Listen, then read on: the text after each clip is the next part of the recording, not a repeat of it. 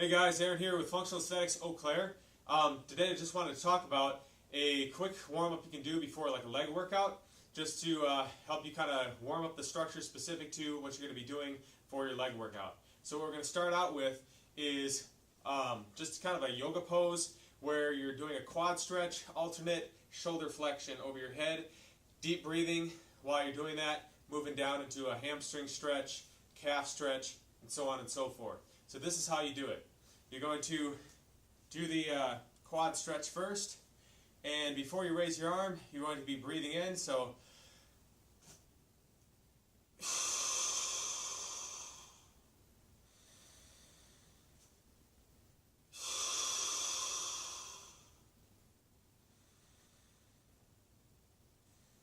you do that a couple times until you feel like you got enough oxygen into that area, like it's not feeling the benefits anymore.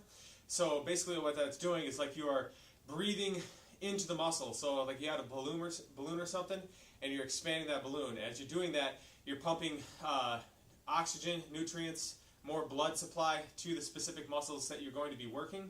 So then from there, after doing a quad stretch, you're going to do one scooping breath over your head. So exhaling out as you're pushing your hands down. Then you're going to interlace your fingers like this, and then do kind of like a power push out as you go into a hamstring stretch like this.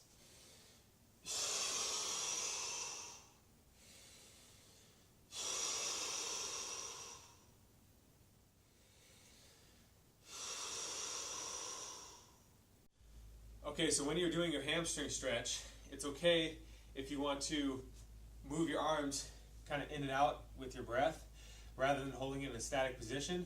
If you want to hold it in that static position, that's fine, but until you feel comfortable with that, sometimes you can feel like you're really short on breath trying to hold your breath in. So it's okay to breathe in and out, let your body rock back and forth with your breaths. So when you're doing this breathing, it's basically like you're expanding that balloon, breathing in to the muscle. It's building that tension, then you're letting it relax, and now you have that extra slop or give in the muscle so you can stretch a little bit further. Breathe into it, stretch a little bit further. Alright, so now from here we're going to move on to a calf stretch. A lot of times people, when they're trying to do squats, they can't get proper squatting technique because their calves are tight. So we're going to do the same technique, but we're going to breathe just a normal calf stretch against the wall, but we're going to breathe into it, in and out, in and out. So you're going to go into your calf stretch like this, and you can also do kind of like an active reciprocal inhibition type exercise where you kind of flex and try to bring your toes up towards your knee as you're stretching. So before you start stretching, take a deep breath, and then as you go into the stretch, exhale it out. And with this one, hold the position, and every time you breathe out, you're trying to move a little bit further.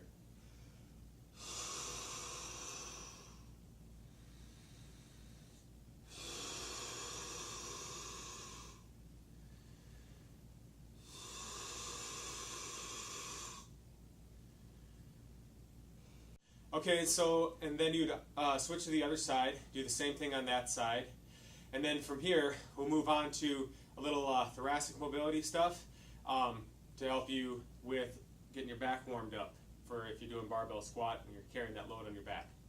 So our last exercise is going to be a Y raise with a resistance band from the ground up. So there's a lot of different exercises you could do to, work your mobility in your thoracic spine, work your extensors, all that kind of stuff to warm you up. The reason I picked this one is that it's very dynamic. It works a lot. Basically your whole posterior chain in one fluid motion is great for kind of just after you've done your stretching to kind of just get you warmed up in a very efficient manner by hitting a lot of different muscle groups at one time, and the muscle groups that you will be actually working to some degree in your leg workout. So what you do is you attach your resistance band to a stable, low object. I was using my squat rack, but due to the fact that some of the parts are a little bit rough, it was kind of fraying my resistance bands, so I decided to just kind of anchor my barbell down to the floor here, use some dumbbells for some blocks. Alright, so essentially what you're going to be doing is you're bending over. First you want to make sure you're getting that hip hinge, right? So this is the part where you actually do want to anteriorly rotate your pelvis. So I've been talking a lot in my videos about avoiding this anterior pelvic tilt. In this situation, you want to, because you want to load your hamstrings and your glutes, as well as bracing your lower back. The facet joints there in your lumbar spine are going to approximate to each other and give you greater stability. So that's the first thing you want to do: deadlifting, barbell rows, any kind of exercises like that. Brace your back. So once you're in that position, come down like this. Get to a point where you can kind of feel the band there's some tension in it already. And then you're going to, in one fluid motion, bring it up, extending your lumbar spine, thrusting through the hips, extend your shoulders, and up into a Y raise, one fluid motion, just like that. Breathe in on the way down, exhale on the way up. And you should do anywhere from 5 to 15 reps of that exercise, depending on how you're feeling. You know, don't go to exhaustion just until you feel it, like you're sufficiently warmed up. Great exercise, warming up your lower back, warming up your shoulders, and getting you ready for, you know, holding the heavy weights on your back.